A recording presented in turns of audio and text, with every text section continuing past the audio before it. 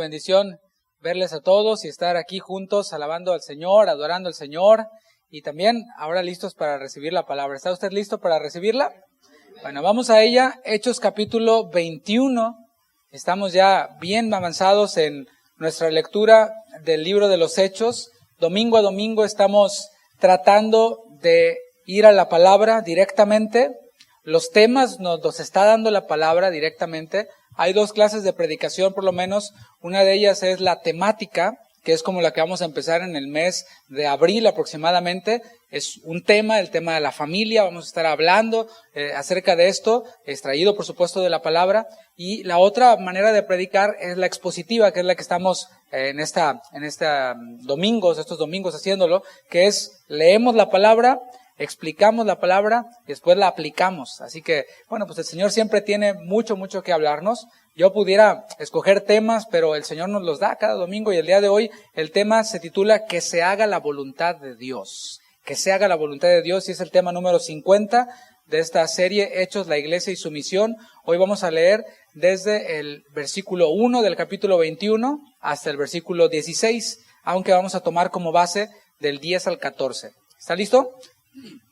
Leamos, dice, y permaneciendo nosotros allí algunos días, versículo 10, descendió de Judea un profeta llamado Agabo, quien viniendo a vernos tomó el cinto de Pablo y atándose los pies y las manos dijo, esto dice el Espíritu Santo, así atarán los judíos en Jerusalén al varón de quien es este cinto y le entregarán en manos de los gentiles. Al oír esto, le rogamos nosotros y los de aquel lugar que no subiese a Jerusalén. Entonces Pablo respondió, ¿qué hacéis llorando y quebrantándome el corazón? Porque yo estoy dispuesto no solo a ser atado, mas aún a morir en Jerusalén por el nombre del Señor Jesús. Y como no le pudimos persuadir, desistimos diciendo, hágase la voluntad del Señor. Acompáñame a orar. Padre, gracias te damos por la bendición que nos das de estar reunidos para escuchar tu palabra, para alabarte, adorarte, para convivir, tener comunión unos con otros. Este es el día que has hecho tú para gozarnos, para deleitarnos. Es el día que nosotros hemos dedicado por completo a tu palabra, a la adoración a ti, a la comunión con nuestros hermanos. Y qué mejor que estar ahora reunidos todos dispuestos para recibir tu palabra. Queremos recibirla con mansedumbre y aunque a ella nos revele cosas en nuestra vida que necesitan ser cambiadas, la tomaremos así, Señor. No veremos y no oiremos al mensajero, sino oiremos el mensaje que tú tienes para darnos. Háblanos al corazón, transforma nuestras vidas con tu palabra y santifícanos. Te lo pedimos en tu nombre, Señor. Amén. Amén. No sé cuánto tiempo tengas tú de cristiano. Yo tengo yendo a la iglesia desde que tenía aproximadamente 9 o 10 años. Pero independientemente del tiempo que tengas, seguramente has escuchado un tema muy popular en la cristiandad del día de hoy. Este tema es acerca de la voluntad de Dios. Se han escrito muchos libros acerca de la voluntad de Dios, se han hecho sin número de congresos y conferencias acerca de la voluntad de Dios. En muchos casos el tema se aborda de una forma bastante superficial, de una forma bastante infantil, podría decir, algo así como si fuera un horóscopo. O sea, ¿cuál es la voluntad de Dios para mi vida? Y muchos acuden a eso, o tratan de responder esta pregunta como si estuvieran tratando de leer el horóscopo, a ver cómo me va a ir hoy, ¿no? El raquítico conocimiento de las Escrituras de las últimas generaciones, combinado con la ambición de muchos maestros, ha convertido este tema, la voluntad de Dios, en toda una industria. Si te fijas, estoy en este pensamiento incluyendo como culpables a aquellos quienes tienen un raquítico conocimiento de la Escritura, al pueblo. Pero también estoy poniendo como responsables a los maestros, a quienes, aprovechándose de esa ignorancia, lejos de enseñar, lo que hacen es amontonarse según las concupiscencias de ellos mismos y de la audiencia y hacer de este tema, la voluntad de Dios, toda una industria. Al iniciar el año, acabamos de iniciar un año, y cada año que inicia, si tú estás un poquito involucrado en foros cristianos y en lo que está pasando alrededor en la cristiandad, se amontonan muchos profetas quienes auguran cosas como estas. Este será el año del rompimiento. ¿Has oído eso? Yo cada que oigo eso, no sé, me reviso el pantalón a ver si no lo traigo roto o algo así, ¿no? Es el año del rompimiento, ¿no? Bueno, no sé. Otros dicen o auguran cosas como estas: este será el año de tu bendición. Ay, qué padre, ¿no? Que suena bien. Sí, sí, aleluya. Y se paran todos y amén, lo recibo, ¿no? Hasta lloran y todo. Muchos auguran cosas como estas: este 2020 será el año en el cual le vas a arrebatar al diablo todo lo que te ha quitado. Y yo pregunto, ¿qué nos ha quitado el diablo? Pero todos se paran y sin pensar, con esa ignorancia, con ese raquítico conocimiento de las Escrituras, se levantan y dicen: sí, amén, el diablo me ha robado, quién sabe qué, y se lo arrebato, y toman la palabra, porque esa es la voluntad de Dios para tu vida en este 2020. Y aleluya, se siente la unción, se siente el poder, ¿no?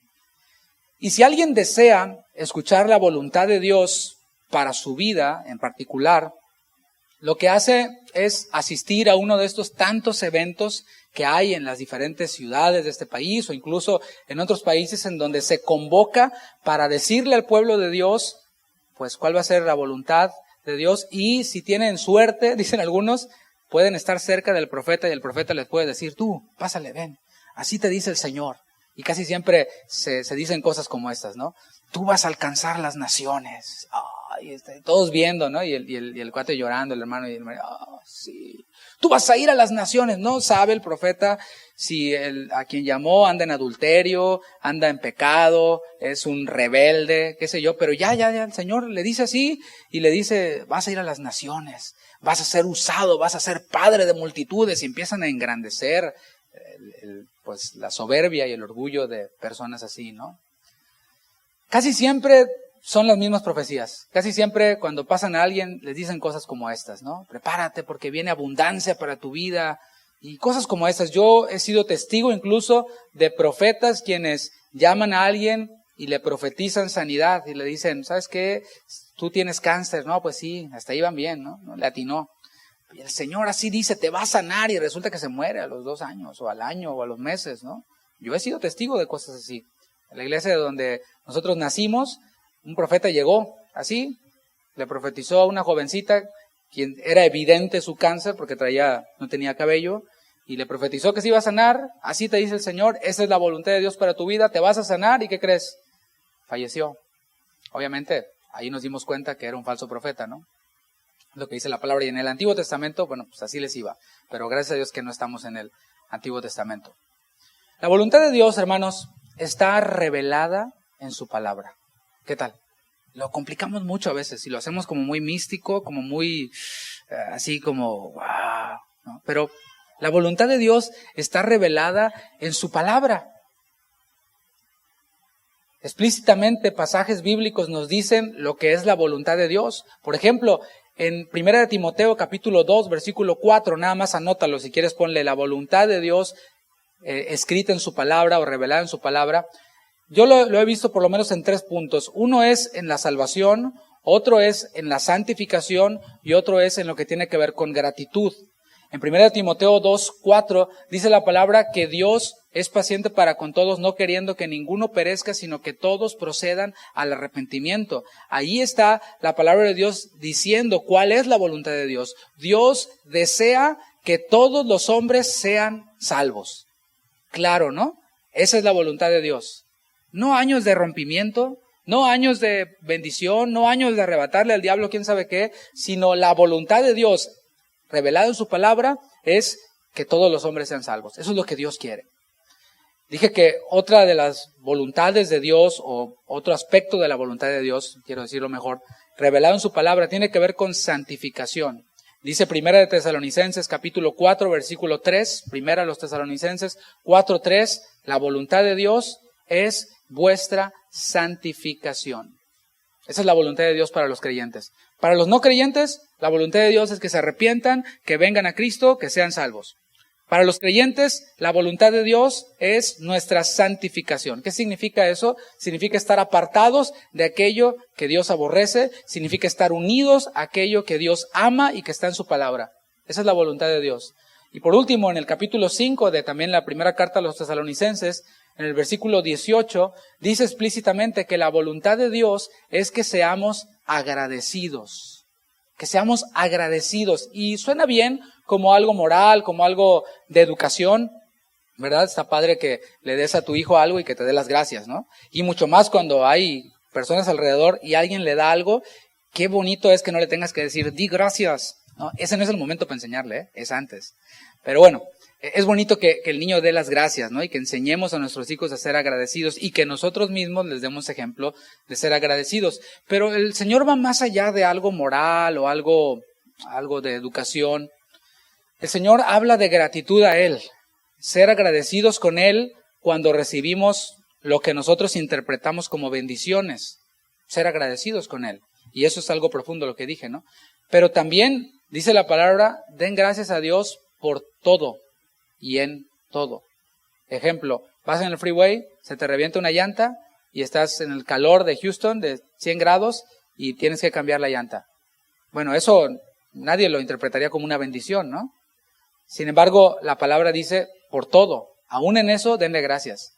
Gracias, Señor, porque se me ha ponchado la llanta, se me ha reventado el neumático y estoy aquí en el freeway, en el calor, cambiando este neumático. Gracias, Señor. Bueno, esa es la voluntad de Dios. Y como esas, la enfermedad, ¿qué tal? Den gracias por su enfermedad. Y tú dices, ¿cómo? Bueno, la Biblia dice en todo, y en el griego todo es todo. Den gracias por todo y en todo. Esa es la voluntad de Dios. Sin embargo, eso es la voluntad de Dios general. Sin embargo, Dios tiene planes específicos para cada uno de nosotros. Dios tiene planes específicos y tú lo ves a través de la Biblia.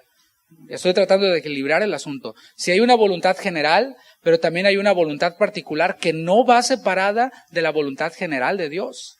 Si tú ves en la Biblia, vas a ver que Dios tuvo un llamado para Abraham, un llamado específico. Y ese llamado Dios no se lo dio a todos los demás, sino solamente a Abraham. Tú vas a ver a través de la Biblia que Dios llamó a Moisés. Y el llamado que Dios le dio a Moisés no fue el mismo que les dio a todos los demás. Entonces tenemos ahí una voluntad de Dios específica que no va separada de la voluntad general de Dios, que es salvación, santificación, gratitud.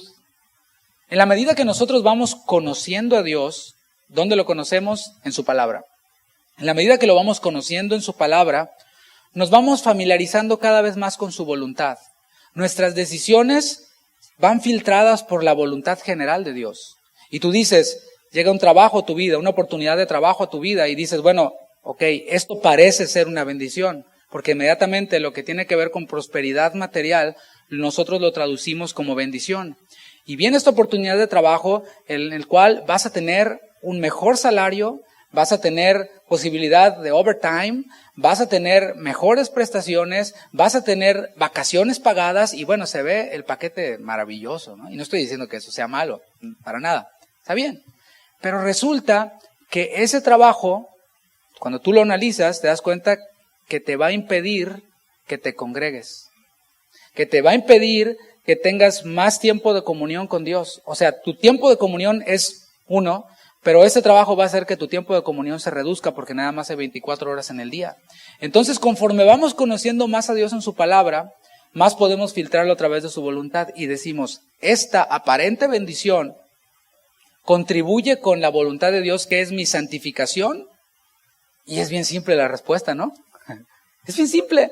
Dices, pues no contribuye con mi santificación. Entonces, nuestra carne y nuestra concupiscencia dice, pero vas a tener mejores cosas materiales, pero vas a tener mejores prestaciones, y si te enfermas vas a poder, pues, acudir a un médico y no vas a tener que pagar, ni modo que el pastor te pague el hospital, y empieza entonces la concupiscencia, la carne, el mundo, el diablo y todo el asunto a hacernos tratar de movernos de la voluntad de Dios. Pero la respuesta es simple, ante la pregunta que nosotros mismos debemos de hacer, ¿contribuye con mi santificación o no contribuye con mi santificación? Si nosotros hacemos esto, hermanos, vamos a reducir y a maximizar la consejería. A menudo hay personas quienes preguntan cosas así como esas.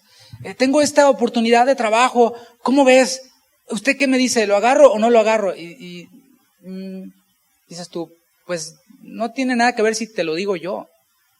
El asunto es de que necesitas conocer más a Dios para que hagas estas preguntas. Entonces uno en la consejería les lleva a esto, que ya cada creyente debería de estar ejercitado para preguntarse esto, ¿no?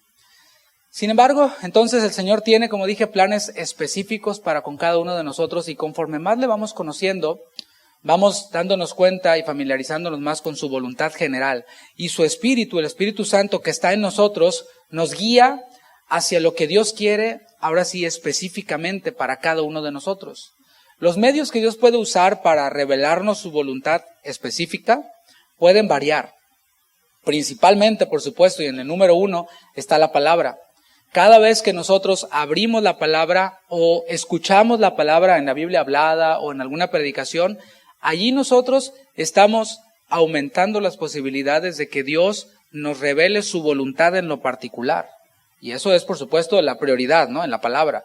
Pero también Dios se vale de otras cosas para revelarnos su voluntad.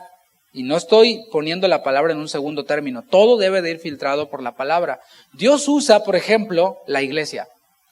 La iglesia local, Dios la usa también para revelarnos la voluntad de Dios específica para nuestra vida. Hoy lo vamos a ver en este pasaje, en el libro de los Hechos.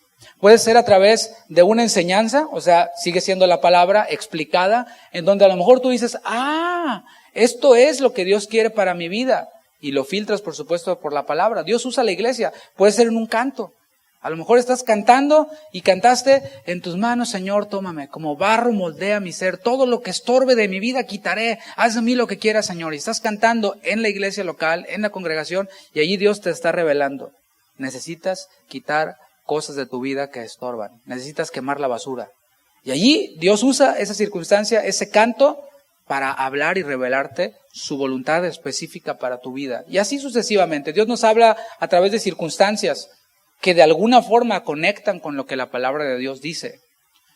No cabe duda que el apóstol Pablo conocía la voluntad de Dios, tanto la voluntad general de Dios como la voluntad de Dios particular, o sea, para su vida. Pablo sabía específicamente cuál era su llamado, qué era lo que Dios quería de él en su llamado al ministerio. Desde el principio, seguramente por medio de Ananías, en la conversión de Pablo, él supo el plan particular de Dios para su vida. Y en el capítulo 9 del libro de los Hechos, versículo 15 y versículo 16, vamos a ver cómo Dios le reveló a Pablo cuál era la voluntad, su voluntad para la vida de Pablo en su ministerio, en qué consistía el llamado particular de Pablo. Dice Hechos 9:15, el Señor le dijo, está hablándole a Ananías, ve. Pablo recién convertido, Dios diciéndole a Ananías que vaya y que imponga las manos sobre Pablo. Ananías con algo de duda, o no digamos duda, sino que quería estar 100% seguro, ¿no? De que Pablo no fuera a sacar la espada y que le dijo, te engañé, éjele, ¿no? Y le cortara la cabeza o algo así. Así que el Señor le dice a Ananías, ve, porque instrumento escogido me es Pablo, para llevar mi nombre en presencia de los gentiles. Ahí está el propósito general de Dios para la vida de Pablo. No era el mismo propósito que Dios tenía para Pedro, por otro lado. El llamado de Pedro fue para con los judíos, pero el llamado de Pablo fue para con los gentiles. Pero hay más, dice, para llevar mi nombre en presencia de los gentiles y de reyes y de los hijos de Israel. O sea, también incluía a los hijos de Israel, pero en prioridad estaban los gentiles. Y también Dios le estaba diciendo desde el principio de su conversión la voluntad de Dios particular para su vida, que era ir para con los reyes. ¿Qué tal? Y hasta ahí dirías tú, no, pues suena bien, no voy a ir con los judíos, con los gentiles, con los reyes, aleluya, Dios me va a usar. Pero luego viene el versículo 16, porque yo le mostraré cuánto le es necesario padecer por mi nombre. ¿Qué tal? O sea, ya está el plan de Dios y Dios todavía le está revelando cómo va a ser ese plan. O sea, no creas, no te emociones, no creas que va a ser acá en jets, en primera clase, alfombras rojas y todo este asunto, Rolls Royce, Rolex y todo este asunto. No. Va a ser a través de padecimientos, va a ser a través de sufrimientos. Y hermanos, este plan particular de Dios para Pablo en su ministerio coincidía, por supuesto, con la voluntad general de Dios. No quiero que pierdas de vista eso. Ya hemos visto cómo Pablo, en nuestra lectura del libro de los Hechos, hemos visto cómo ha experimentado un sinnúmero de sufrimientos. Pero en esta lectura del día de hoy vamos a ver cómo el Señor le dice, agárrate, mijito, abróchate el cinturón porque lo mejor está por venir. Es decir, mayores padecimientos.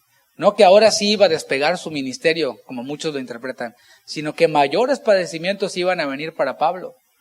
En el final del capítulo 20, vimos cómo Pablo se estaba despidiendo de los ancianos de las iglesias en Éfeso, de los pastores, de quienes habían de cuidar y apacentar a la grey de Dios. Se despidió de ellos, lloraron, se abrazaron, y allí él les estaba diciendo: yo ya no los voy a ver más, ya no van a ver más mi rostro, porque yo voy hacia Jerusalén. Dios ha revelado a mi vida cuál es lo que quiere para mí, y la voluntad de Dios es que yo vaya a Jerusalén, porque tengo una ofrenda que llevar a los hermanos, y además Dios me está indicando que vaya para aquel lugar y que lo haga en un tiempo específico, que era para la fiesta de Pentecostés. Él era dirigido por el Espíritu en todo lo que hacía, como cada creyente debemos de serlo. Dice el versículo 22 del capítulo 20. Fíjate lo que dice Pablo a los ancianos, ya lo vimos, pero aquí lo vamos a recordar. Ahora, Hechos 20:22, he aquí, ligado yo en espíritu, voy a Jerusalén. Destino está claro de parte de Dios, pero fíjate lo que viene: sin saber lo que allá me ha de acontecer. Él sabía que debía de ir a Jerusalén, pero desconocía en detalle lo que iba a ocurrir allí en Jerusalén. Salvo que el Espíritu Santo por todas las ciudades me da testimonio diciendo que me esperan prisiones y tribulaciones. Tenía una idea de que no iba a ser color de rosa todo, de que no iba a ser como un picnic, de que iba a ser pues con muchas tribulaciones, con muchos padecimientos, pero no tenía los detalles, no tenía exactamente los detalles, y es que a Dios le ha placido eso, hermanos. El problema es de que queremos a veces que Dios nos diga con punto y coma todo lo que Él quiere para nosotros. Queremos que Dios nos dé explicaciones, y Dios no está para darnos explicaciones. ¿Cuántos dicen amén? Dios revela su voluntad general, y con eso debería de bastarnos a nosotros. Sin embargo, Dios también nos revela su voluntad particular, pero no nos va a dar puntos y comas y todos los detalles acerca de cómo debe ser nuestra vida. Así que evítate de ir con profetas y evítate de leer libros que te van a revelar, o cosas que te van a revelar los detalles. No están. Pablo tenía claro a dónde debía de ir, tenía claro que su ministerio implicaba padecimientos. Lo que no sabía era cómo serían esos padecimientos en las prisiones. Sabía que iba a la prisión, pero no sabía cuál, ni cómo le iba a ir en la prisión. Pero ante esto podemos preguntar, ¿qué era lo peor que le podía pasar a Pablo? ¿Qué era lo peor? Había padecimientos, cárceles, sufrimiento, pero ¿qué era lo peor que podría pasar? Pues lo peor que podría pasar es que le quitaran la vida. Lo peor que podía pasar es que lo mataran. Pero aún Pablo estaba dispuesto a eso. Dice el versículo 24, pero de ninguna cosa hago caso, ni estimo preciosa mi vida para mí mismo. Así se ve un hijo de Dios. El problema es de que nosotros estimamos nuestra vida demasiado preciosa muchas veces para nosotros mismos. No preciosa para Dios. Quiero que mi vida sea santa para presentarme ante Dios pues como alguien santo y puro, como Él es santo y puro y como Él me ha mandado que lo sea. Y otra cosa es apreciarme demasiado a mí mismo para mí mismo.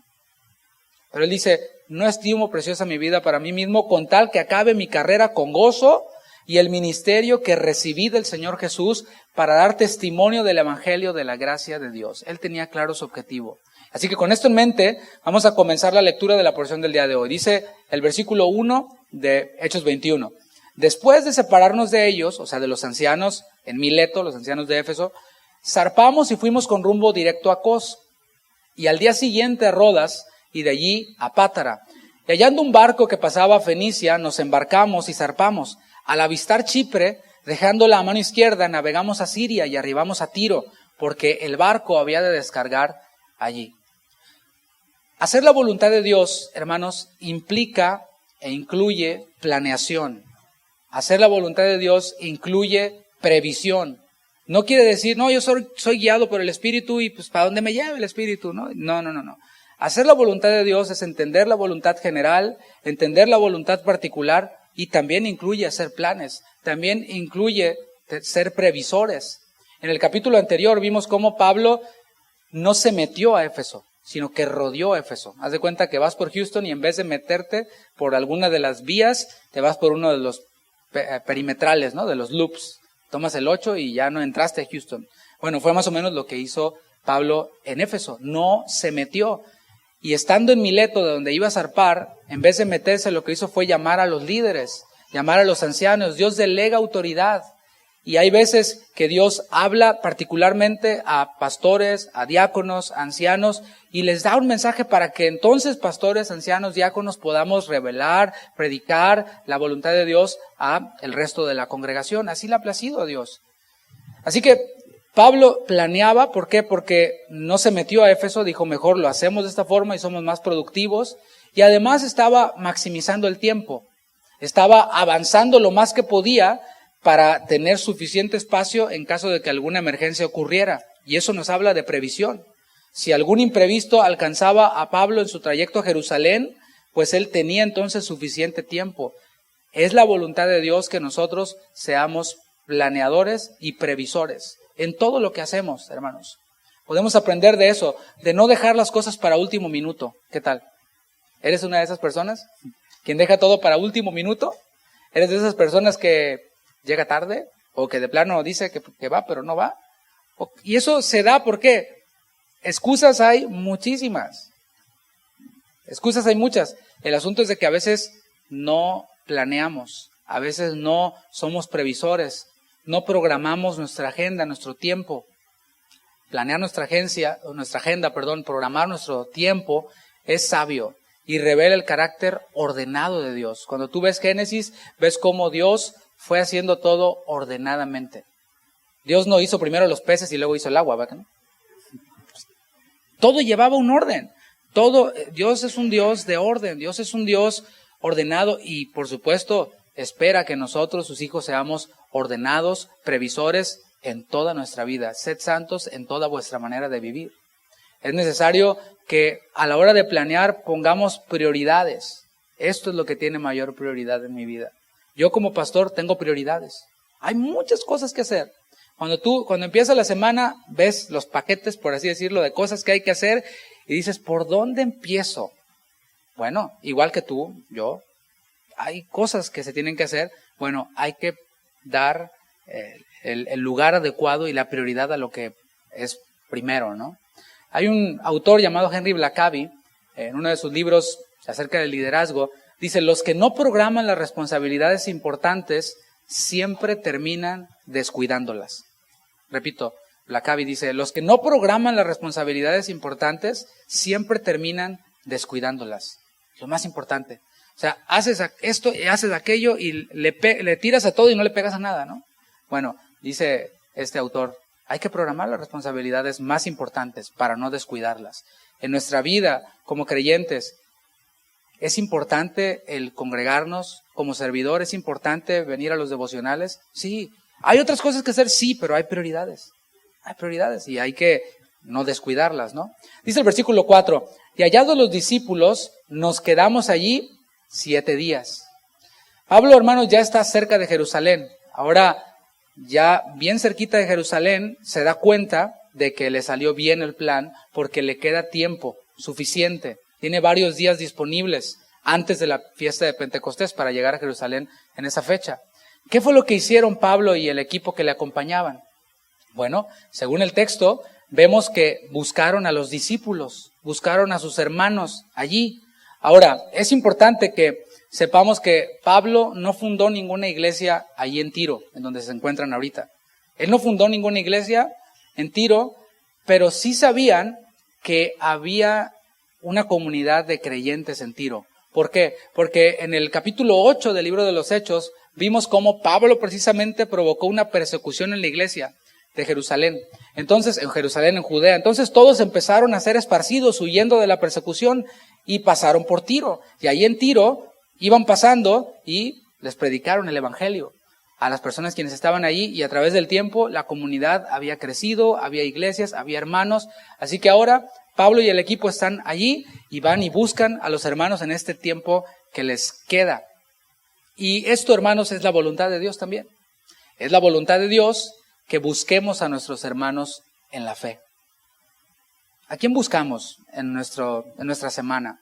Porque aquí, pues, ahí está el que te queda al lado, el que está atrás, pues ya está, ya llegó, ¿no? Pero la pregunta es, ¿a quiénes buscamos nosotros en nuestra semana, en nuestro tiempo libre?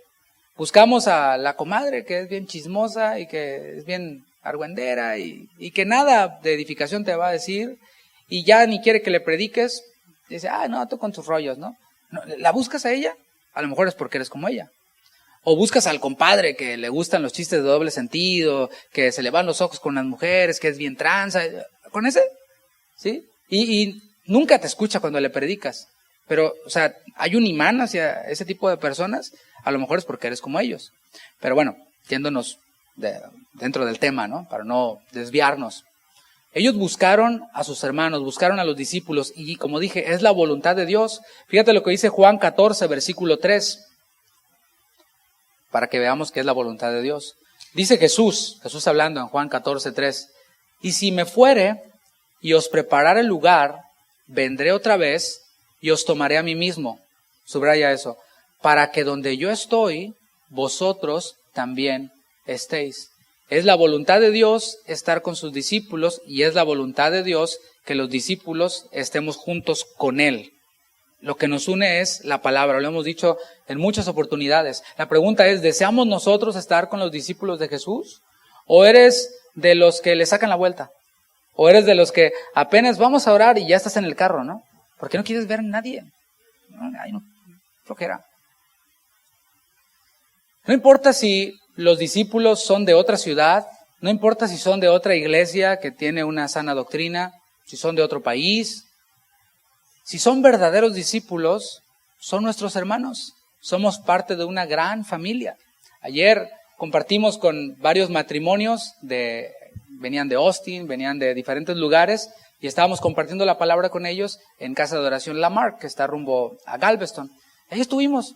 No nos conocíamos entre nosotros, varios no nos conocíamos, pero tuvimos la oportunidad de conocernos, de convivir juntos y de darnos cuenta de que hay hermanos en otros lugares que también anhelan lo mismo que nosotros, como cantábamos, que es ser edificados, estar en la presencia de Dios. Y eso es maravilloso, ser parte de una hermosa familia. Primera de Corintios capítulo 12, versículo 13, el apóstol Pablo nos confirma esto que te acabo de decir, que lo que nos une no son nuestros intereses comunes, lo que nos une no es que somos del mismo pueblo, no es que tenemos la misma profesión, que tenemos los mismos hobbies, o que nos gusta la misma comida. Lo que nos une es el Señor, es el Espíritu Santo. Dice 1 Corintios 12:13, porque por un solo Espíritu fuimos todos bautizados en un cuerpo, el cuerpo de Cristo. Sean judíos o griegos, sean esclavos o libres, y a todos se nos dio a beber de un mismo espíritu. Está hablándole a la iglesia de Dios que está en Corinto, pero también a la iglesia de Dios que está en Houston. Por un mismo espíritu hemos sido todos bautizados. Ya que es ese mismo espíritu que mora en todos los creyentes, hay algo que se llama, o debe haber algo que se llama, unidad en la fe. Estoy hablando de las cosas esenciales, porque la manera de cantar es secundaria. Ayer mis hermanos allá son boricuas, en Lamarck, la mayoría, y cantan estilo boricua. Así, ¿no? Tú sabes, ya tú sabes, chico, así hablan, y así cantan y todo. Bueno, esas son cosas secundarias, pero en lo esencial debemos y estamos llamados a tener unidad. Volviendo con los hermanos de Tiro, vamos a leer el versículo 4, de ahí del capítulo 21, la segunda parte para que veamos el común denominador de las reuniones de esos discípulos y de Pablo con su equipo. Dice, y ellos decían a Pablo por el Espíritu que no subiese a Jerusalén. Mira, es cortito, pero hay una gran enseñanza aquí. Primeramente nos habla de que el centro de sus reuniones era un ambiente espiritual. Esto nos lleva a otro nivel, ¿eh? Dices tú, bueno, yo no busco a incrédulos que rechazan el evangelio, yo busco hermanos. Ok, vas bien. Pero ¿cómo es el ambiente cuando te reúnes con esos hermanos? Porque hay de hermanos a hermanos. Hay hermanos espirituales, hay hermanos carnales, hay maduros y hay niños. Entonces, ¿cómo es ese ambiente? ¿Es un ambiente acaso espiritual o es igual que el de la comadre y el compadre? Nomás que son con quienes van a la iglesia. El centro de sus reuniones era Dios, era un ambiente espiritual. Ellos era tan espiritual que por el espíritu, el mismo espíritu que tenían todos y que mora en nosotros, podían percibir que la integridad física del apóstol Pablo corría peligro en Jerusalén. Ya a Pablo le habían dado testimonio en otros lados, a todos lados a donde iba, el Espíritu le daba testimonio a través de hermanos que su vida y su integridad física corría peligro si él subía a Jerusalén. Y en esto coincidían, hermanos, porque el Espíritu Santo no se contradice. El Espíritu Santo habla y toma de lo que ha oído del Padre y nos lo da a nosotros. Dios no puede decir una cosa aquí y decir otra cosa en otra iglesia. Si es así, entonces hay que revisar lo que dicen que dice, ¿sí? Tiene que coincidir, tiene que hablar una misma cosa. No puede decir una cosa en un lado y otra cosa en otro lado. Es el mismo espíritu. Y aquí vemos cómo ese ambiente espiritual era un ambiente de unidad en la fe, y lo que el espíritu decía en un lado decía lo mismo. Era el mismo espíritu. Sin embargo, aunque haya un ambiente espiritual, corremos un riesgo. Y es el riesgo de dejarnos llevar por las emociones. Así es. Estamos todavía en un cuerpo el cual tiene emociones. El viernes hablamos un poquito acerca de las emociones y cómo pueden traernos consecuencias negativas.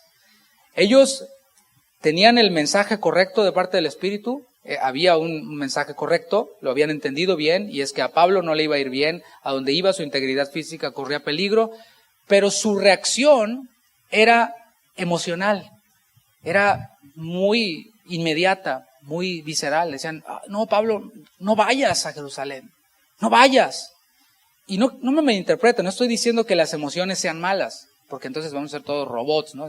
No cantes, no aplaudas, porque las emociones son malas. No, las emociones son buenas, Dios las puso allí, Dios puso en nosotros emociones, pero no debemos de guiarnos por las emociones, debemos de ser guiados por el Espíritu Santo. Ese es el asunto. Si nos dejamos guiar por las emociones, corremos el riesgo de desviarnos de la voluntad de Dios para nuestra vida. ¿Conoces a alguien así o eres alguien así que por dejarse llevar por sus emociones se ha desviado de la voluntad de Dios? No solo la particular, sino la general. Y ahí tienes a personas en iglesias o quienes iban a iglesias en donde les exhortaron, les dieron un consejo para su propio bien, para su propia santificación, pero lo tomaron personal y dijeron, no, a mí se me hace que la tienen conmigo porque soy morenito. A mí se me hace que la tienen conmigo porque soy de Guatemala, o porque soy de El Salvador, o qué sé yo. Y entonces se dejan llevar por sus emociones y dejan de ver el consejo, la exhortación, la disciplina en algún motivo, en algunos casos. ¿Y qué hacen?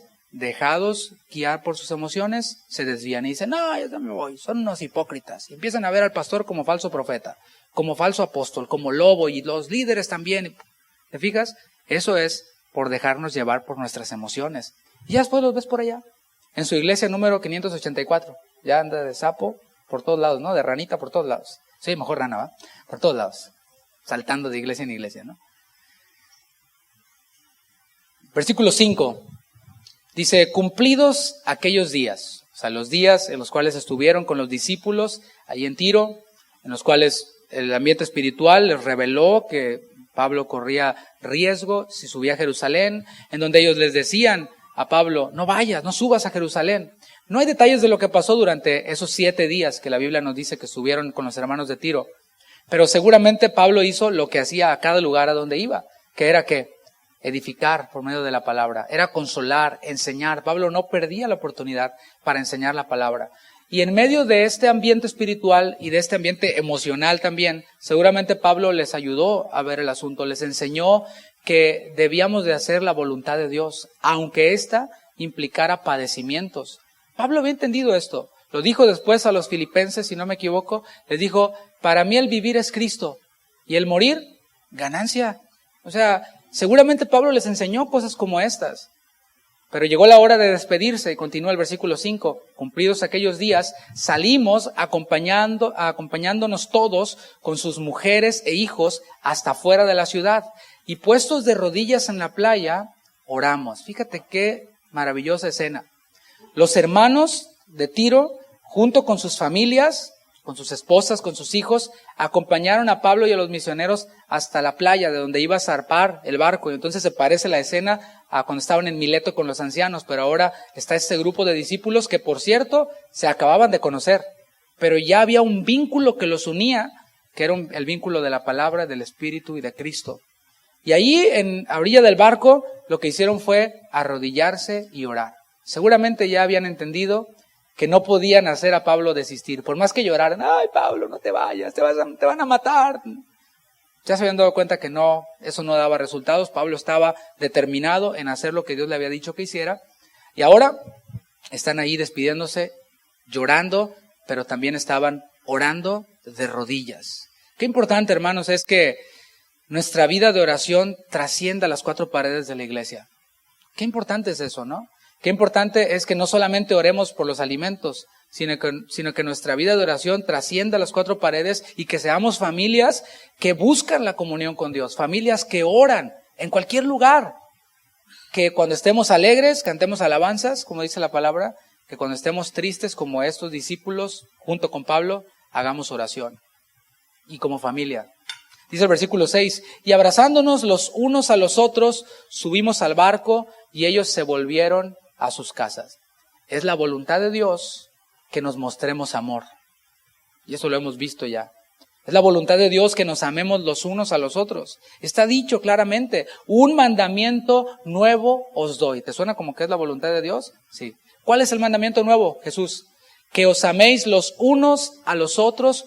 ¿Cómo? Como yo os he amado.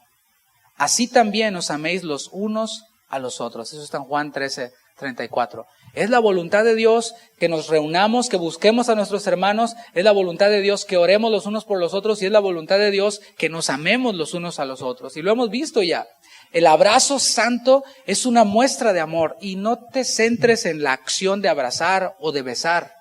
No te centres en eso. Es la intención que esto lleva. Es lo que transmite este abrazo y este ósculo santo. Implica amor hacia nuestro hermano. Implica empatía hacia nuestro hermano. A lo mejor no le das un beso a tu hermano, tú, hermano bigotón, no te preocupes, no tienes que darle el beso. Pero sí mostrar empatía, mostrar amor y preocupación por tu hermano. No decir, no, pues hay que se encarga el pastor. No, pues, ¿a él le pagan para eso, no? No, es decir, a mí me interesa mi hermano. Me interesa, me preocupa cómo está. Empatizar con él. Lo hemos visto entonces que el abrazo es una muestra de amor y de empatía entre hermanos. Pablo y el equipo también buscaron a los discípulos en otro lugar llamado Tolemaida, dice el versículo 7.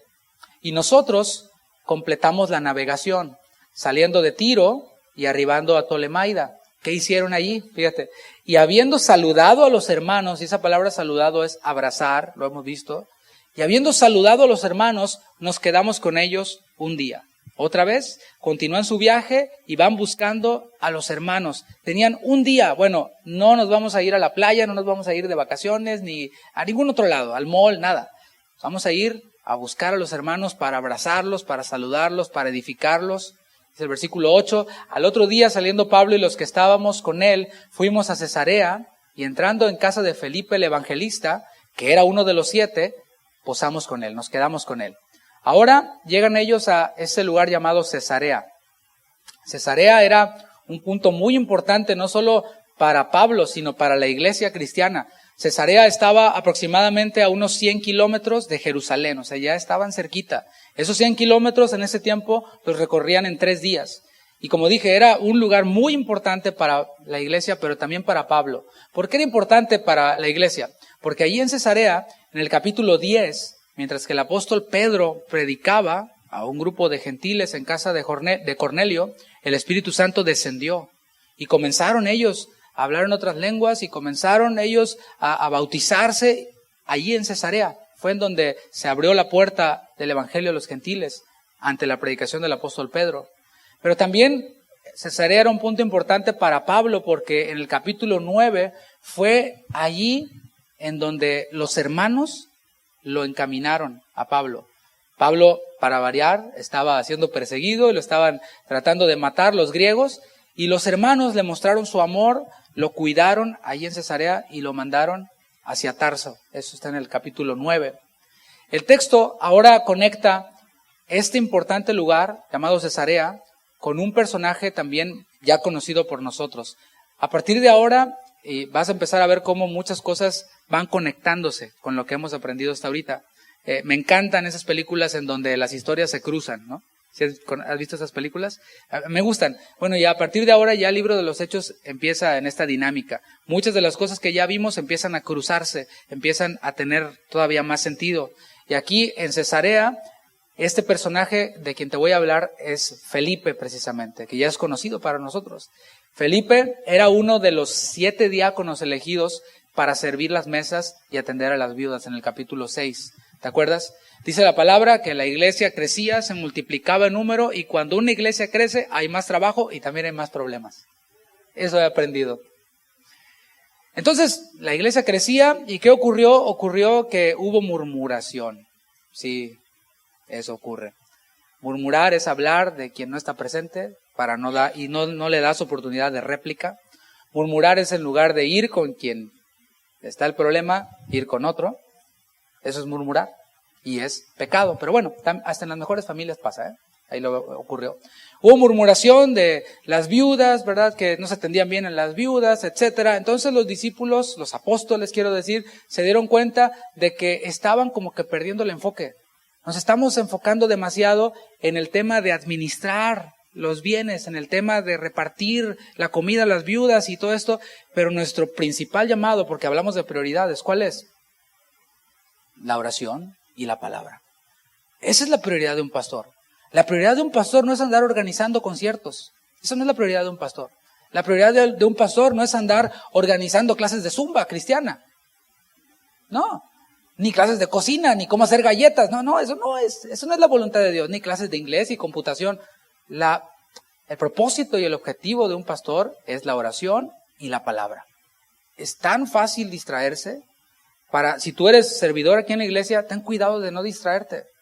Ese es nuestro objetivo. Sí, hacemos otras cosas. Sí, yo toco la guitarra también. Y bueno, pues cuando hay alguien más que lo haga, pues me bajo. Pero mientras lo hago, no hay problema. Pero yo no puedo estar todo el día estudiando la guitarra. 8 horas en vez de estar en la palabra, estar ahí enguitarrado, ¿no? No. O sea, yo debo tener mi prioridad. Y eso fue lo que ocurrió. Se dieron cuenta que se estaban desviando un poquito y dijeron, bueno, necesitamos un equipo de personas que se encarguen de esta tarea, que era repartir la comida entre las viudas. Pero fíjate bien que no se fueron a la sección amarilla y contrataron a alguien hábil para hacer las cosas. A ver, aquí buscando, o no publicaron un anuncio en Craigslist, ¿verdad? O en Facebook que dijera, busco quien reparta las mesas, por favor llenen su aplicación, mándenos. No. Dijeron, busquen de entre vosotros, de los miembros de la iglesia, a 7 varones. Y debían de tener ciertas cualidades y características. Ya hablamos de esto. Puedes regresar y leerlo. Pero sus características las vamos a ver más adelante. El punto es de que Felipe era uno de estos 7 diáconos. Y había sido fiel en lo que había hecho. Había llegado a ser él un evangelista. En el capítulo 8 vemos cómo estaba testificando Felipe, quien empezó sirviendo a las mesas, estaba testificándole ya a un eunuco etíope. También vemos ahí al final del capítulo 8 que predicaba el evangelio Felipe en Azoto y en todas las ciudades hasta que se estableció en Cesarea precisamente. Hizo de Cesarea su centro de operaciones, su sede, por supuesto que se unió a la iglesia local. Y del capítulo 6, en donde fue llamado para servir a las mesas, al capítulo en donde estamos ahora, habían pasado ya 20 años, 23 más o menos. Había pasado un buen de tiempo. Y vemos aquí cómo la trayectoria de Felipe, su trayectoria como discípulo y como siervo de Dios había ido progresando bien. Y en esta porción bíblica vamos a ver 2 lecciones por lo menos que Felipe nos da. La lección número 1 tiene que ver con el perdón. Mira, podría haber sido el mejor servidor de mesas, pero con un corazón amargado, ¿de qué le sirve a Dios? Podría haber sido el mejor evangelista y ser útil para transmitir el evangelio e incluso que las personas se conviertan, porque no se convierten con nuestra elocuencia, se convierten con el evangelio. Pero si su corazón estaba amargado, ¿qué tal? ¿De qué servía? Esa es la lección que nos da. Si nosotros no prestamos atención a la lectura, vamos a ver a un evangelista, Felipe, dándole hospedaje a un grupo de misioneros. ¿Dices tú? Está bien, sigamos leyendo.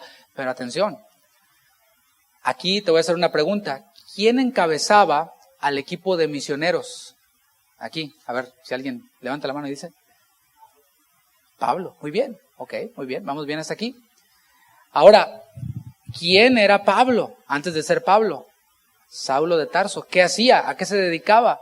Era un fariseo que perseguía a la iglesia y, por cierto, fue quien consintió la muerte de Esteban. ¿Te acuerdas? Esteban, en el capítulo 6, está también en la lista de aquellos quienes fueron llamados para servir a las mesas. Entonces, Felipe y Esteban eran brothers. eran compañeros de ministerio, eran hermanos quienes servían juntos a Dios y servían juntos a las mesas. Y por cierto, Esteban había muerto. Iban a la misma iglesia, servían en el mismo ministerio, pero uno había muerto y quien había sido el autor intelectual de la muerte de su amigo había sido Saulo, ahora el apóstol Pablo. ¿Qué tal?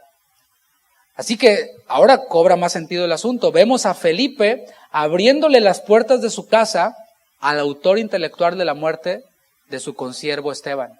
¿Qué te parece? Ya como que eso pone a Felipe en otro nivel, ¿no? Nivel que no debe estar muy lejano para nosotros, ¿eh? O somos nosotros de quienes se dan el lujo de guardar rencores por años con hermanos en la fe. Te hizo algo a lo mejor cuando no eran cristianos, ya se convirtió, pero aún lo tienes ahí. Eso es un lujo que no podemos darnos. Somos de los que decimos que lo perdone Dios porque yo no. ¿Qué tal? ¿A poco eres de esos? Y así esperamos que Dios nos use como maestros, como profetas o incluso como pastores. Porque también hay pastores amargados, ¿eh? O somos como Felipe, quienes podemos abrir la puerta de nuestra casa aún a quien nos hizo daño. Bueno, esa es la voluntad de Dios. Es la voluntad de Dios que perdonemos. Cuando nosotros perdonamos, le glorificamos. ¿Sabes por qué? Porque estamos imitando lo que Él hizo con nosotros. Romanos 15:7, un mandato más para nosotros. Por tanto, Romanos 15:7, recibíos los unos a los otros, como también Cristo nos recibió para la gloria de Dios. Cuando hacemos esto, estamos glorificando a Dios. Qué fácil es recibir al que te cae bien, pero abrimos las puertas a quien nos hizo daño hace mucho, en el pasado o hace poco. Bueno, glorificamos a Dios y hacemos su voluntad cuando hacemos esto. Le dije que Felipe nos daba 2 lecciones, una tiene que ver con el perdón, ahí está, y la otra lección tiene que ver con la familia, hablando de este tema la semana pasada. Dice el versículo 9, hablando de Felipe, tenía 4 hijas doncellas que profetizaban. Hasta ahí leemos y ahora lo vamos a explicar y aplicar en nuestra vida. Felipe comenzó su servicio a Dios como diácono, haciendo una tarea mecánica, que era administrar la comida, repartirla con las viudas. Pero como dije, para hacer esto debía de llenar un perfil. ¿En qué consistía este perfil? Que nosotros lo traemos y lo aplicamos para cualquier ministerio también a la iglesia, porque lo vemos en la palabra. El perfil era un hombre inteligente, un hombre con carrera, un hombre con buena actitud, un hombre con buena personalidad, con carisma. No, ese no era el perfil. El perfil era, busquen de entre vosotros a 7 varones de buen testimonio. ¿Qué tal? Pues si ni te paras en la iglesia, no pueden dar testimonio de ti. Si te paras, ahora, ¿qué testimonio puede dar la iglesia de ti? Ok. La segunda característica o cualidad era que debía estar lleno del Espíritu. Porque podemos ser amables, hasta los del mundo lo son, pero el requisito es que estemos llenos del Espíritu. Que cuando hablamos, salga. O sea, cuando le apachurras, sale. ¿Qué sale cuando le apachurras? ¿No? ¿Sale la palabra? Bueno, este era otro de los requisitos. Y además lleno de sabiduría. No de astucia, no de conocimiento sin ciencia, sino de sabiduría. Eso lo vemos en el versículo 3 de Hechos. Así que Felipe llenaba estos requisitos, llenaba este perfil, y también en 1 Timoteo vemos ampliado los requisitos para los diáconos, para los servidores. Y entre ellos destaca el siguiente, dice 1 Timoteo 3:12. Los diáconos sean maridos de una sola mujer, y a lo mejor ya pusiste checa ahí, bien, y que gobiernen bien sus hijos y sus casas.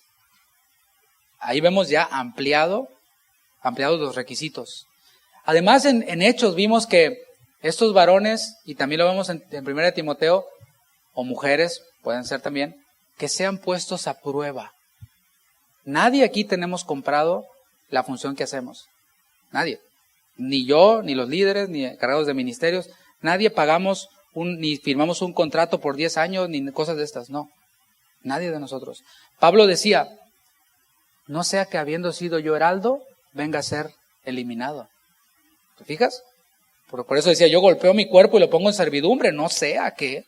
Y nadie tenemos comprado nada de lo que hacemos. Es un privilegio servir a Dios, pero no lo tienes comprado ni lo tenemos comprado.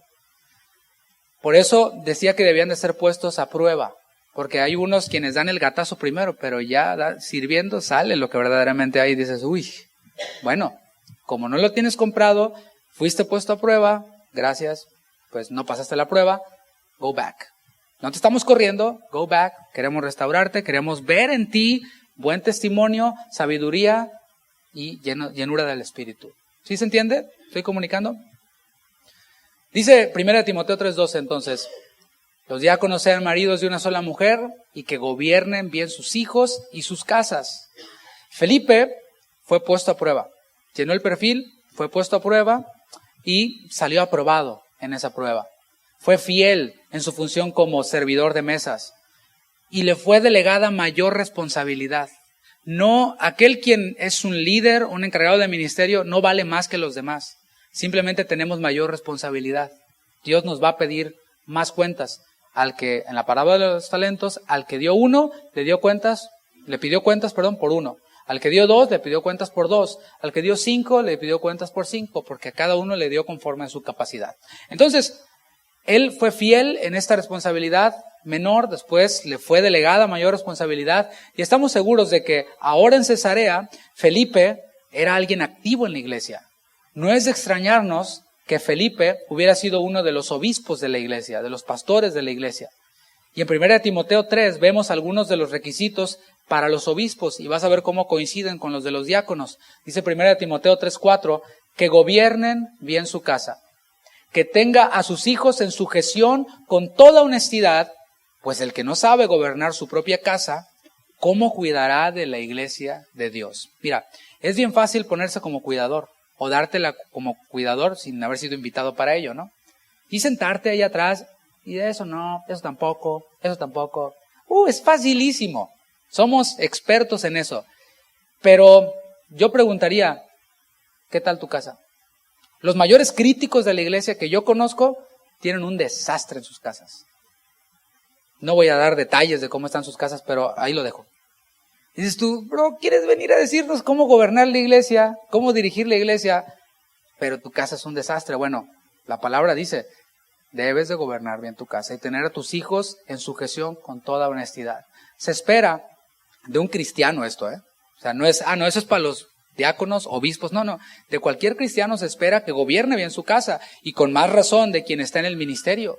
Que tenga un hogar piadoso por varias razones. Este libro de Blackaby llamado Liderazgo Espiritual nos da tres razones. Dice, número 1, si los ministros no pueden ser fieles con sus responsabilidades más importantes, no se les pueden confiar otros compromisos. Número 2, si los ministros les fallan a las personas que más los aman y confían en ellos, ¿cómo se puede confiar en su guía para la iglesia? Número 3, la credibilidad de un ministro viene primero de su hogar y luego de su servicio. Si las personas que más los conocen no los respetan ni confían en ellos, es natural que los demás también cuestionen su fiabilidad. Y que yo te lo cité, fin de la cita, directo de Blackaby, para que no pienses que yo soy muy mala onda, ¿no? No, es Blackaby, ahí reclámale. Pero tiene sentido y coincide con lo que dice la palabra, ¿no?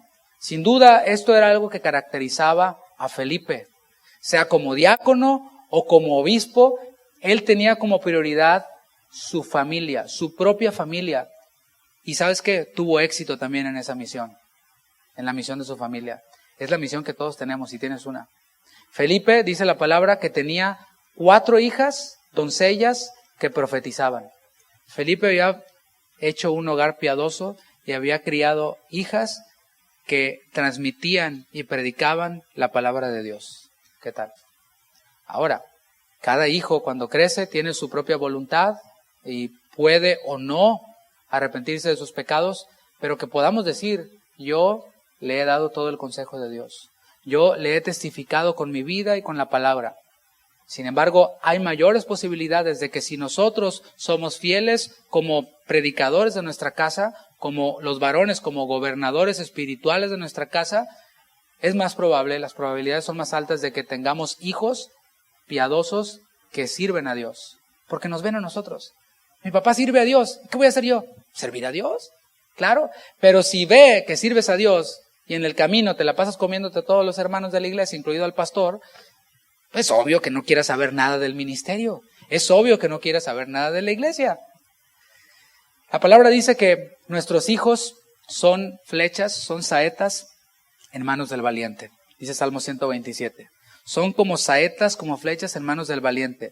La pregunta es, ¿hacia dónde los queremos lanzar? ¿Hacia dónde? Son flechas nuestros hijos en nuestras manos de los padres. Pero ¿hacia dónde los queremos lanzar? ¿Los queremos lanzar a que tengan un oficio? A que aprenda el jale. Sí, le va a ir bien. ¿Ahí lo quieres lanzar? Ahí nomás. O, pues, que tenga una profesión. Bueno, pues, un poquito más lejos. Que sea buen ciudadano. O que salga bien de la casa. Que no salga con su domingo 7, la chamaca, ¿verdad? Hasta ahí te da para lanzar a tu hijo. O les estás enseñando lo valioso que es dedicarse a Dios, servir a Dios, obedecer a Dios. Y es enseñanza con el ejemplo. Bueno, eso es lanzarlos y apuntar en el blanco. Como lo hizo Felipe, por cierto. Versículo 10 del capítulo 21.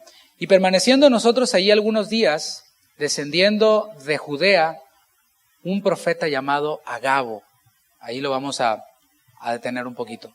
Porque ahora aparece en escena un profeta que también ya nos había aparecido en alguna parte de la historia, en el capítulo 11. Este era miembro de la iglesia en Judea. Este había profetizado que iba a venir una gran hambre sobre Judea en tiempos de Claudio. ¿Y qué crees? Esta profecía se cumplió porque Agabo era un profeta de veras.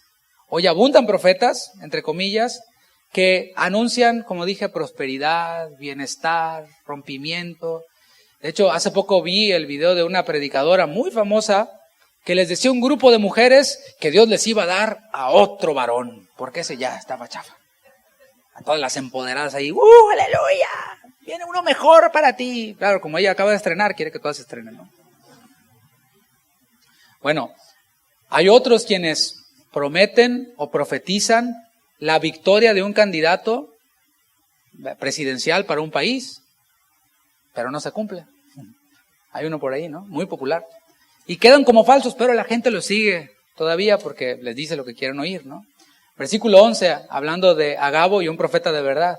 Dice, quien viniendo a vernos, tomó el cinto de Pablo y atándose los pies y las manos, imagínate eso, dijo, esto dice el Espíritu Santo, así atarán los judíos en Jerusalén al varón de quien es este cinto y le entregarán en manos de los gentiles.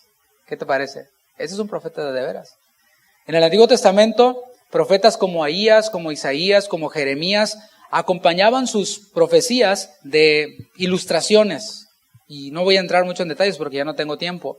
Pero eso fue lo que hizo Agabo. Él tomó el cinto de Pablo, se ató las manos y los pies y así con las manos atadas le dio el mensaje profético a Pablo. Esto tenía que causar una reacción en quienes estaban presentes, ¿no crees? Quizás se impresionaron al ver allí a Agabo, ya un profeta después de 20 años, ya un profeta avanzado en años, respetado por la iglesia porque sus profecías se cumplían, y ahí amarrado, y todos quedaron seguramente impresionados, porque además de ser impresionante la profecía, ellos amaban a Pablo y no deseaban que a Pablo le sucediera absolutamente nada malo. Dice el versículo 12, al oír esto, le rogamos nosotros y los de aquel lugar que no subiese a Jerusalén. Mira, aquí hay mucho por decir. Porque ahora está otra vez el factor humano, el factor emocional, afectando este ambiente espiritual. Dice el versículo 12, al oír esto le rogamos, o sea, se está incluyendo Lucas, el autor de Hechos, y los demás misioneros. Le rogamos nosotros y los de aquel lugar. Ya vemos aquí a Lucas y a los misioneros rogándole que abortara la misión. Aborta la misión, Pablo. No subas a Jerusalén. Evita el sufrimiento. Te amamos tanto que no queremos verte sufrir. ¿Qué tal? ¿Te fijas cómo las emociones pueden afectar a cualquiera, Porque Lucas no era cualquiera. Era un hombre de Dios. No era cualquier cristiano, quiero decir. Cuanto más avancemos en nuestra carrera cristiana, hermanos, mayores van a ser nuestras tentaciones para apartarnos de la voluntad de Dios para nuestra vida. No crees que, ya soy miembro de la iglesia, ya no voy a tener tentaciones, no. Ya soy miembro, ahora voy a empezar a servir, ya no voy. No. Vemos cómo las tentaciones para abortar el plan de Dios para nuestra vida, incluyendo la voluntad general de Dios, siempre van a estar ahí. A veces la tentación puede ser fama, puede ser dinero, puede ser prestigio. Otras veces la tentación puede ser cosas tan nobles como nuestro propio bienestar físico, como nuestro propio bienestar económico. Es algo noble, como puse el ejemplo del trabajo, pero si nos aparta del plan de Dios, de la voluntad de Dios, hemos de elegir. Escoge pues el bien, dice el Señor. Versículo 13. Entonces Pablo respondió, ¿qué hacéis llorando y quebrantándome el corazón? ¿Te fijas? Qué escena, ¿no? Porque Pablo también era de carne y hueso. Pablo también era como nosotros. Pablo también tenía emociones. El llanto y el ruego de sus hermanos, quienes estaban allí, ya incluidos los misioneros, y Lucas, seguramente le quebrantó el corazón. Lo dice ahí. La palabra de Dios para todos en este versículo, donde dice, ¿qué hacéis llorando y quebrantándome el corazón? Dice así, ¿por qué me parten el corazón? ¿Qué tal? Pero un siervo de Dios verdadero pone la fe por encima de las emociones. Un verdadero siervo de Dios pone la fe y la obediencia a Dios por encima de las emociones. Piensa en el padre de la fe, en Abraham, quien puso la fe precisamente por encima de las emociones cuando Dios le dijo, Abraham, toma tu hijo a quien amas, a quien lo tuviste ya viejito, tómalo y ofrécemelo. Bueno, Abraham, el padre de la fe, puso la fe por encima de las emociones. No cuestionó a Dios. Dice la palabra que se levantó muy de mañana, enalbardó su asno e hizo lo que Dios le dijo que hiciera, poniendo la fe por encima de las emociones. Aunque esta voluntad de Dios parecía ser que sacrificara a Isaac. Pablo también puso por encima de las emociones la fe en que la voluntad de Dios, como se los dijo después a los romanos, es buena, es agradable y es perfecta. Pablo puso la fe por encima de las emociones, pero nuestras emociones son malas, desagradables ante Dios e imperfectas, porque a veces no son las cosas como pensamos que son. Continúa diciendo Pablo, después de que dice, ¿por qué me parten el corazón? Porque yo estoy dispuesto no solo a ser atado, como Agabo nos ilustra, mas aún a morir en Jerusalén por el nombre del Señor Jesús. Hasta ahora puedo preguntar, ¿estás dispuesto a hacer la voluntad de Dios? La pregunta se vuelve difícil, ¿no? Después de ver cómo la voluntad de Dios para nuestra vida en particular puede que seamos atados o incluso muertos. Ya se pone difícil, ¿no? Que dices, no, mejor no me diga nada. Quizás en aquel tiempo a solas con Dios que tuvo Pablo en el camino, ¿te acuerdas que por un pedacito del camino se separó y pasó tiempo con Dios? Seguramente allí él tuvo esa lucha cuando iba en camino a Asón. Tuvo esa lucha, esa batalla en su interior de sus emociones contra lo que Dios quería, pero allí el Señor o Pablo había aceptado lo que Jesús aceptó también. Padre, si es posible, pasa de mí esta copa. Nadie queremos el sufrimiento. No somos masoquistas, ni hemos, ni nada por el estilo.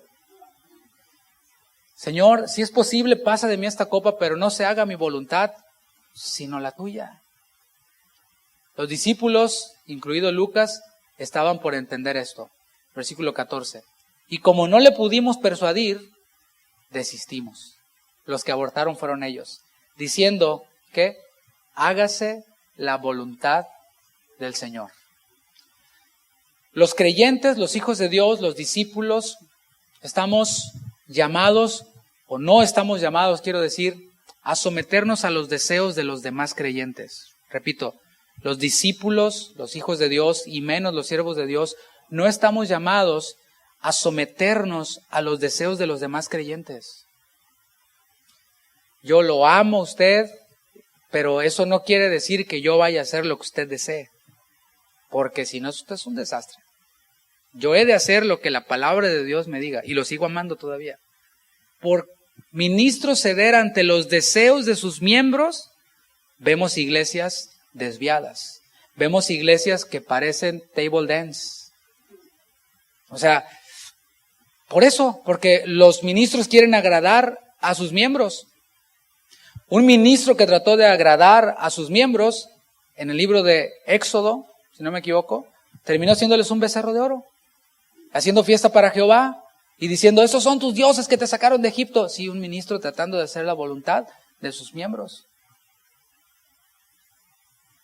Pensemos en Jesús. Las decisiones de Jesús en su ministerio no las tomaban ni la multitud ni sus discípulos, ¿cierto? Por favor, dígame, si estoy diciendo algo malo, dígame. Jesús no tomaba sus decisiones con base en lo que la multitud pedía, con base en lo que sus discípulos querían, no. Las decisiones en el ministerio de Jesús las tomaba el Padre. Él dijo, mi comida es que se haga la voluntad de mi Padre, de aquel quien me envió, y que yo acabe su obra. Eso es lo que yo he venido a hacer, no a darle gusto. Pablo lo decía también. Decía, si yo tratara de agradar a los hombres, no sería siervo de Cristo. No sería siervo de Cristo. Las decisiones que tomamos aquí, las tomamos con dirección del Señor, con el propósito de glorificarle. A lo mejor a usted no le parece. Bueno, I'm sorry. Si yo tratara de agradarle a usted, no sería siervo de Cristo. Pero así es. Es lo que hizo Jesús. Si Jesús se hubiera dejado llevar por lo que sus discípulos le decían, no le hubiera lavado los pies a Pedro. Allí en el Evangelio de Juan, capítulo 13.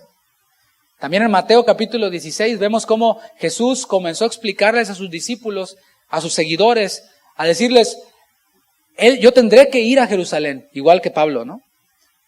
Y los ancianos y los líderes, los jefes de los sacerdotes y los maestros de la ley me van a hacer sufrir mucho. Voy a tener que morir, les dijo Jesús, pero a los 3 días resucitaré. Jesús les dijo esto. ¿Qué hicieron los discípulos? Pedro, la voz cantante de los discípulos, lo tomó aparte y lo regañó. Y le dijo, en ningún modo esto te acontezca, Señor. ¿Qué tal? Imagínate que Jesús hubiera dicho, sí, es cierto, Pedro, gracias, yo te amo harto, Pedrito, ven. Sí, es cierto. ¿Qué creen? Ya no voy a la cruz. Imagínate. Nosotros debemos de aprender a decir, como ellos, que se haga la voluntad de Dios. Versículo 15. Después de esos días, hechos ya los preparativos, subimos a Jerusalén. Y vinieron también con nosotros de Cesarea algunos de los discípulos, trayendo consigo a uno llamado Mnasón de Chipre, discípulo antiguo con quien nos hospedaríamos. Este discípulo antiguo, en el original, no se refiere únicamente a que era grande y avanzado en edad, sino que ya tenía muchos años en el Evangelio y era de allí, de Chipre. Él hizo lo que cualquier cristiano maduro se espera que haga, que fue abrir las puertas de su casa para recibir a los misioneros. Y esto, hermanos, también es la voluntad de Dios, hablando de la voluntad de Dios. Es la voluntad de Dios que seamos hospedadores. No solo los diáconos y los obispos, como dice 1 Timoteo 3, dice que sean hospedadores, pero no solo diáconos y obispos, sino todo discípulo. Es la voluntad de Dios que lo seamos. 1 de Pedro, capítulo 4, versículo 9. Nos manda el apóstol Pablo y no se está dirigiendo únicamente a pastores, a obispos, a diáconos, sino a creyentes en general. Dice 1 de Pedro 4:9, hospedaos los unos a los otros y que sabia es la palabra de Dios, porque después dice, sin murmuraciones. No digas, ay, sí, vino y me dejó todo tirado ahí, ay, sí, se acabó toda mi comida, todo mi cereal favorito, ¿no? Hospedaos los unos a los otros sin murmuraciones. Si vas a andar murmurando después, mejor ni hagas nada. Jesús prometió recompensa a quienes hospeden a aquellos quienes anuncian el Evangelio. Y otra vez, no solo a pastores y ancianos, diáconos, sino a todos los creyentes, a todos los discípulos. En Mateo 10:41, Jesús dijo, el que recibe un profeta, por cuanto es profeta, recompensa de profeta recibirá. Y el que recibe a un justo, por cuanto es justo, recompensa de justo recibirá. Entonces es la voluntad de Dios que seamos hospedadores como este creyente antiguo, como este discípulo antiguo. Más que un cliché, hermanos, que sea hecha la voluntad de Dios, porque ya a veces parece un cliché, debe ser para nosotros, los verdaderos discípulos, un estilo de vida. ¿No crees? Congregarnos y buscar a los hermanos para edificarnos mutuamente requiere de un esfuerzo, sí, lo sé. A mí también me cuesta trabajo levantarme temprano el domingo. Pues yo también soy dormilón. A lo mejor dices, es el único día que tengo para levantarme tarde. Pues yo también, pero es la voluntad de Dios, requiere un esfuerzo, sí, requiere un esfuerzo, porque renunciamos a nuestro descanso, renunciamos a otras cosas, renunciaste hoy, a ir a la pulga, o ir al mall, o ir al boliche, o ir al cine, o ir a la playa, qué sé yo. Pero es la voluntad de Dios. Bueno, digamos que se haga la voluntad de Dios. Y es más allá que un cliché, es algo práctico, ¿no? Perdonar 70 veces 7 como el Señor nos manda a aquellos quienes nos ofenden, ¿requiere un esfuerzo? Sí, claro, requiere un esfuerzo. Bueno, digamos que se haga la voluntad de Dios.